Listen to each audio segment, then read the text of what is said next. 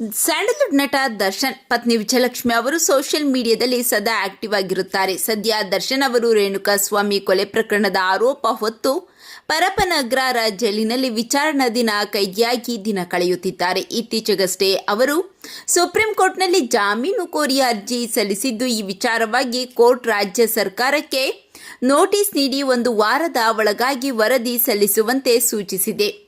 ಪತಿ ಜೈಲಿನಲ್ಲಿದ್ದಾಗ ವಿಜಯಲಕ್ಷ್ಮಿ ಅವರು ಹೋಗದ ದೇವಸ್ಥಾನಗಳಿಲ್ಲ, ತೀರಿಸದ ಹರಕೆಗಳಿಲ್ಲ.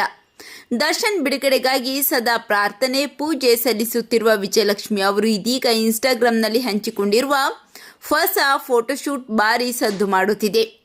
ಜೊತೆಗೆ ಅದಕ್ಕೆ ಅಭಿಮಾನಿಯೊಬ್ಬರು ಮಾಡಿರುವ ಕಾಮೆಂಟ್ ಎಲ್ಲೆಡೆ ಭಾರಿ ವೈರಲ್ ಆಗುತ್ತಿದೆ.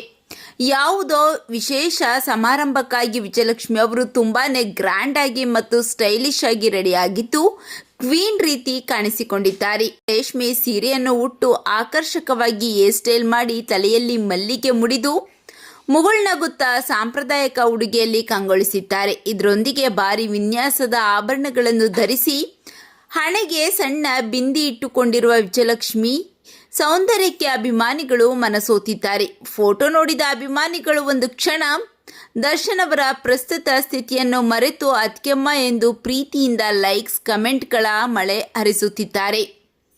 ಈ ಎಲ್ಲ ಕಮೆಂಟ್ಗಳ ನಡುವೆ ಒಬ್ಬ ಅಭಿಮಾನಿಯ ಭಾವುಕ ಸಾಲುಗಳು ಎಲ್ಲರ ಗಮನ ಸೆಳೆದಿದ್ದು, ದರ್ಶನ್ ಮತ್ತು ಪವಿತ್ರ ಗೌಡ ಸಂಬಂಧದ ಬಗ್ಗೆ ಪರೋಕ್ಷವಾಗಿ ಚಾಟಿ ಬೀಸಿದೆ. ನಿಮ್ಮಂತ ದೇವತೆಯನ್ನು ಬಿಟ್ಟು ಪರ ಸ್ತ್ರೀಗಾಗಿ ಪರದಾಡಿದ್ದಕ್ಕೆ ನಿಮ್ಮ ಯಜಮಾನನಿಗೆ ಈ ಪರಿಸ್ಥಿತಿ ಬಂದಿರೋದು. ನಿಮ್ಮನ್ನು ಒಬ್ಬರನ್ನೇ ಆರಾಧಿಸಿದ್ದರೆ ದರ್ಶನ್ ಇವತ್ತು ರಾಜನ ಹಾಗೆ ಇರುತ್ತಿದ್ದರು ಎಂದು ಬೇಸರ ವ್ಯಕ್ತಪಡಿಸಿ ಕೈ ಮುಗಿದು ಎಮೋಜಿಯನ್ನು ಹಾಕಿದ್ದಾರೆ. ಈ ಮಾರ್ಮಿಕ ಕಾಮೆಂಟ್ ಈಗ ಇಂಟರ್ನೆಟ್ನಲ್ಲಿ ಸಖತ್ ವೈರಲ್ ಆಗುತ್ತಿದ್ದು, ದರ್ಶನ್ ಫ್ಯಾನ್ಸ್ ವಲಯದಲ್ಲಿ ಭಾರಿ ಚರ್ಚೆ ಮುನ್ನೆಲೆಗೆ ತಂದಿದೆ. ಈ ಬಗ್ಗೆ ನಿಮ್ಮ ಅನಿಸಿಕೆಗಳನ್ನು ಕಾಮೆಂಟ್ ಮಾಡಿ ತಿಳಿಸಿ.